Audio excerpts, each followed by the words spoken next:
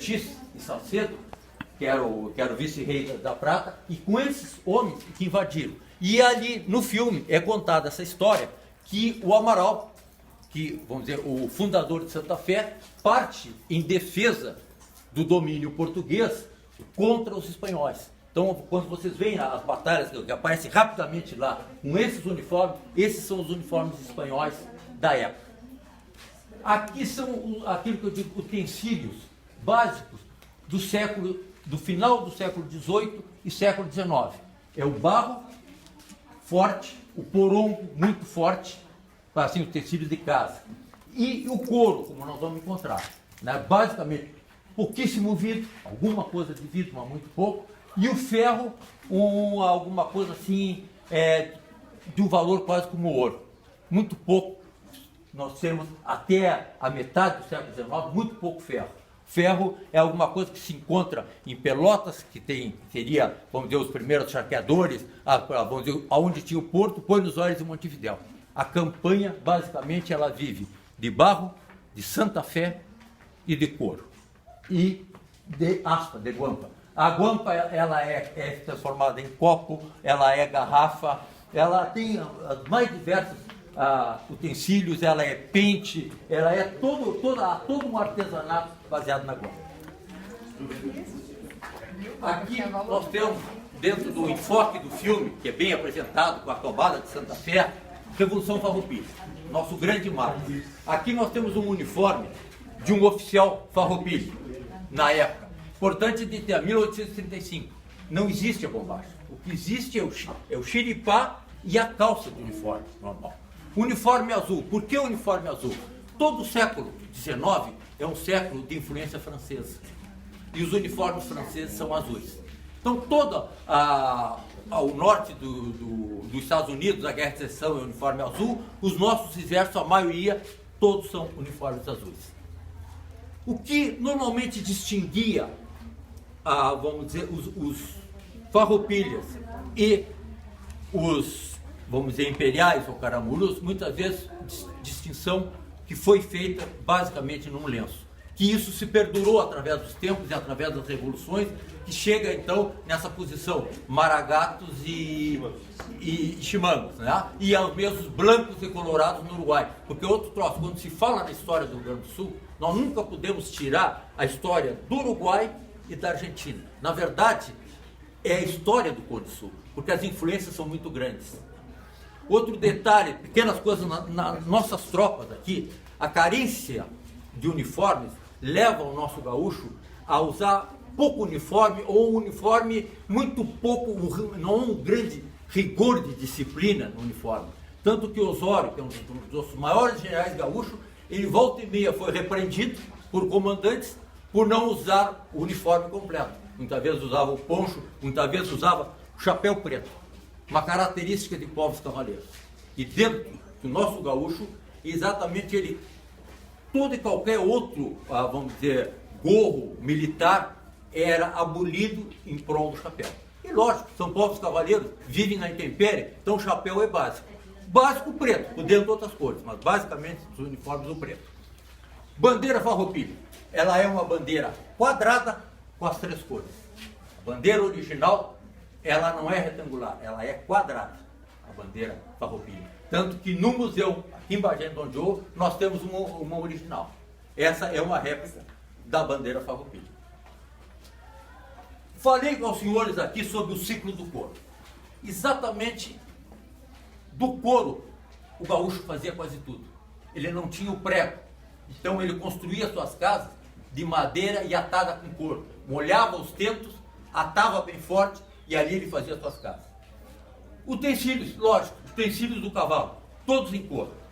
Aqui eu começo por tipos de estribos usados, que eram os estribos na ponta do dedo aqui, usados com as botas de potro que eu tenho aqui, ó, de meio pé, e estribava só. Esse estribo só servia basicamente para esse cavaleiro montar. O resto era o emprego da perna. Aqui nós temos os freios do século XIX. Eles são chamados de freios de Pontezuela, que o cavalo não passa no chão. E isto aqui é a barbela. Isso entra dentro da boca do cavalo, São freios muito fortes para a época. E essa ponta aqui que é a ponteçoeira, o cavalo não passa.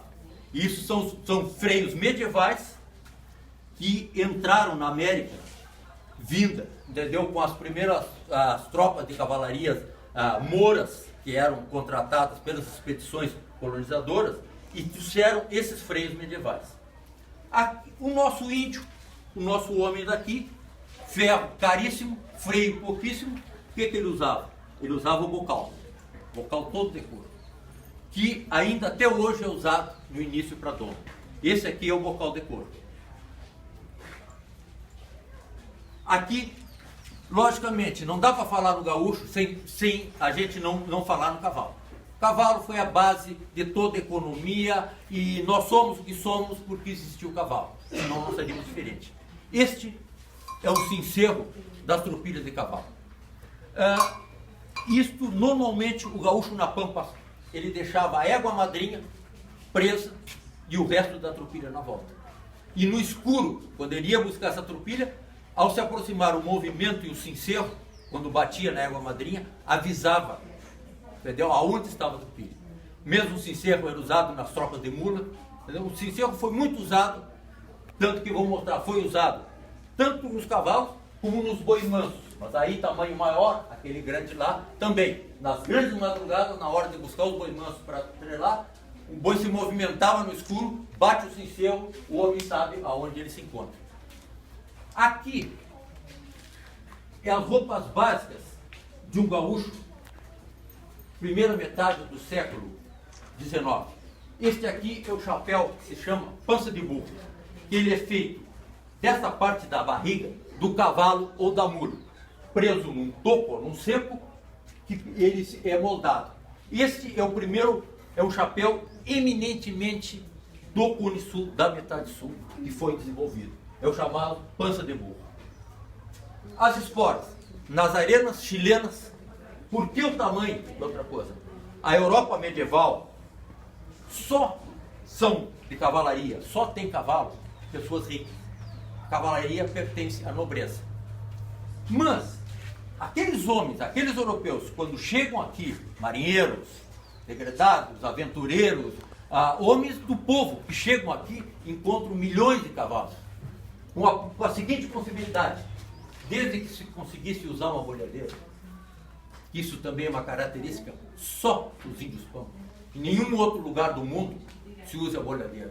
Só os índios pampas do Cone Sul, charruas, minuanos, todos os teuanches, araucanos, todos os índios pampas usam a boiadeira. Sobre a boiadeira tem muito importante citar a importância dela. Buenos Aires tinha sido recém-fundado, 1580, e criaram aquele velho problema do espanhol, terminaram aprisionando 2, 3 índias araucanas. Bom, criaram uma guerra com os araucanos. Junto aos espanhóis havia uma tropa de cavalaria que vinha, e eles montaram essa tropa de cavalaria para dar uma carga em cima dos índios, baseado na experiência que tinha sido feita no Peru. E cargas de cavalaria foram lançadas em cima dos índios peruanos e dos maias e astecas, e eles consideravam que eram deuses e dispararam. Só que eles não esperavam que esses araucanos tinham a boiadeira. E na hora que a carga foi lançada, os índios araucanos bolharam toda a cavalhada, mataram os soldados, incendiaram Buenos Aires, e aqueles cavalos ficaram. E uma das teorias do domesticamento do cavalo pelo índio, talvez tenha sido aqueles cavalos que ficaram ali, os índios comeram alguns, e outros, um índio talvez mais curioso, montou naquele cavalo. E tanto é que surge uma coisa chamada a doma índia, diferente da doma branca. O índio acostuma o cavalo. Ele pega um cavalo, junto da tolderia dele, e ali ele transforma ele num amigo e cria os melhores cavalos do mundo. Porque ele não é forçado a obedecer, o cavalo aceita ele. Então é uma forma toda, hoje, que se chama doma racional, era o que os índios faziam no passado. Mas falando isso aí, de posse dessa boiadeira, o homem tinha uma tropilha. No momento que ele tinha uma tropilha, que ele se transformava num rei. Um rei, sinal de status, grandes nazarenos. O algodão é pré-colombiano. Mas é uma terra em que não existe produtos manufaturados. O máximo que chega é algum pano de algodão nos portos, nos boliches de campanha, vindo de cima pelas viagens dos mulheres. E chegam fazendas infestadas, ponchos, cobertores. E esse homem passa a fazer o xiripá, a passar no meio das pernas e atar na cintura. Isso os índios usavam com peles de caça ou peles de animais, e o branco passou a usar basicamente de algodão, ou de áreas indígenas ou produtos ingleses e tudo de produtos manufaturados. Então o xiripá ele vai até a Guerra do Paraguai, 1870. Por isso que eu falo, Revolução Farroupilha, o que existe é calça e xiripá. Não existe, não se fala ainda na bombagem. O laço, segundo elemento básico, companheiro da bolhadeira. O homem com esses dois elementos aqui na pampa, ele tinha comida, ele tinha cavalo, ele tinha o mundo dele, baseado nessas duas coisas e na daga. Esses são os três elementos básicos dele de sobrevivência. O poncho, das mais diversos formatos, tipos, maneiras de ser, isso é realmente uma vestimenta das Américas, que ela se estende do Texas americano ao sul da Patagônia. Todos usam o poncho. Aqui, uma curiosidade. Esta espora aqui é uma espora charrua, ou uma espora dos índios pampas. Vocês podem ver, é madeira e couro, meramente madeira e couro. Exatamente os produtos que nós tínhamos aqui. E a criatividade desse homem que se transformou o gaúcho, é incrível. Isto é uma réplica de uma espora charrua. Aqui, quando começa o sentido básico de propriedade privada, nos outros lugares ela surge quando o sujeito tem uma casa ou algum lugar. Para nós, o primeiro sentido de propriedade são as marcas. O gado em comum, sem arame, vivendo, na época das marcações dos terneiros, se reuniam todos e conforme a marca da vaca, se marcava o terneiro. Então, esse é o primeiro sentido de posse do gaúcho, está embasado nas marcas de ferro. Arma de fogo é alguma coisa que o gaúcho só no final do século XIX e no início do século XX ele passa a usar de forma massiva. Tanta que era considerada uma arma não de guerreiros. A arma de guerreiros, principal delas, a adaga. Essas são adagas serem usadas na cintura. Esta foi achada no lugar de um combate. E essas maiores eram chamadas de caroneiras, que eram usadas nos arreios, debaixo dos arreios. Então, normalmente usava de 2 a 3 facas. Muitas vezes uma pequenininha, para serviço, uma segunda, defesa pessoal, e essa terceira para um combate mais demorado, ou que ele precisasse de uma arma grande. E a outra arma deles, básica, é a lança. Os nossos índios e o gaúcho é um lanceiro. Pela origem moura, que vem dos primeiros que chegaram aqui e tudo mais, pelas influências, na verdade, a espada é muito pouco usada, mais usada por oficiais e tudo mais, mas a arma básica é a lança. Esta é uma lança imperial, menor. E aquelas réplicas que vão aparecer nas bandeiras são réplicas dessa lança que a gente chamava de meia-lua. Por que ela tem aquela meia-lua?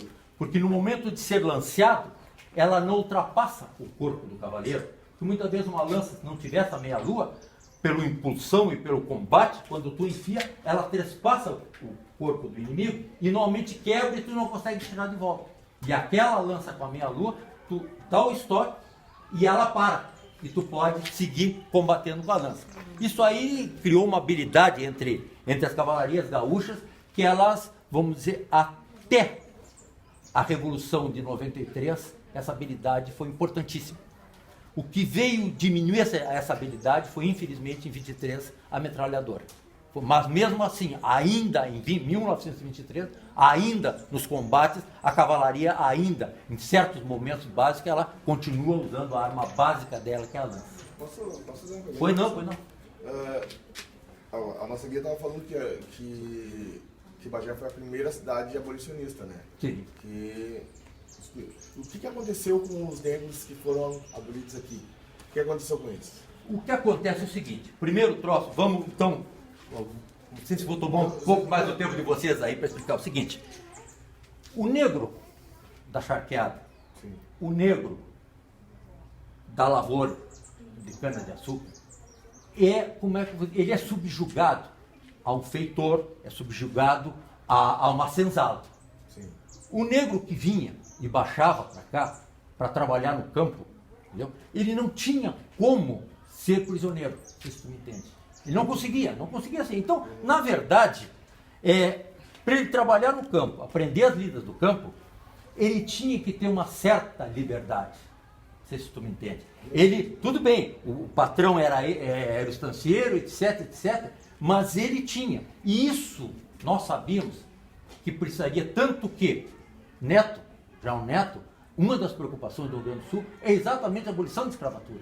Que para nós, fora a charqueada, que havia interesse do negro escravo, o resto não servia. Porque, vamos dizer, no momento que ou o negro ficava dentro da estância, porque ele, vamos dizer, passava a viver de uma maneira mais livre, ele se transformava, ou ele era muleiro, ou ele era ginete, ou ele era domador, e outro troço, muitos desses homens, desde Rafael Pinto Bandeira, muitos deles assim, tia, se tu te transformar em guerreiro, eu te dou a forrinha.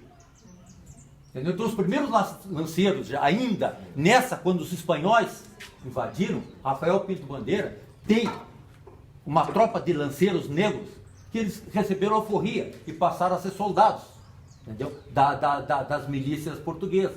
Né? Então, essa é a diferença. Tu não tem como manter totalmente o sujeito cativo.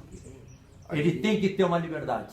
Por isso foi o primeiro a fazer a abolição? Isso, porque não tinha como ter. E esses guerreiros, esses guerreiros eram muito importantes. Sim. Para o Rio Grande Foram do Sul. eles que ficaram na linha de frente. Que iam para a linha de frente. Diferente por exemplo, na Guerra do Paraguai, o negro rio-grandense, que era livre, que ia com o patrão. Porque isso aqui, eu não sei se desculpe se eu estou tomando demais o tempo de vocês aqui. Na Guerra do Paraguai, enquanto o resto do Brasil fazia o seguinte, para não mandar meus filhos, eu mando cavalo e mando escravos. Isso aí. No Rio Grande do Sul, ia ele, se ele tivesse muito velho, ele mandava os filhos, os escravos e os cavalos. Então aquele escravo que ia, já era um guerreiro. Entendeu? Então, é aquilo que fala muito o Osório, é fácil a missão de comandar homens livres.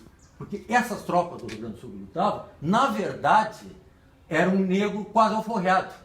Então não tinha quase, é muito mais importante um negro liberto, mas trabalhando na estância, do que um negro escravo. E esse negro que passou a ser um mulheiro, que passou a ser ginete, que passou a ser guerreiro, ele passa a ser um especializado.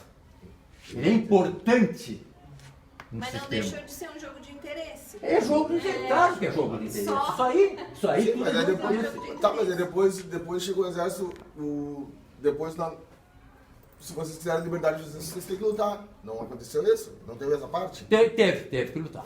Sim, eles ficaram... Mas é aquela história, já não tinha mais, não tinha mais por que ser escravo. Tanto e outro troço, como é que eu vou dizer, o que mais sofreu a abolição aqui no Rio Grande do Sul é o escravo urbano, do que o escravo rural. E na charqueada, o que aconteceu? O charqueador em seguida se adaptou, sabe uma coisa? Eu já tenho essa mão de obra que sabe o que está fazendo. Então, sabe uma coisa? Vamos pagar esses caras e vamos tocar para adiante.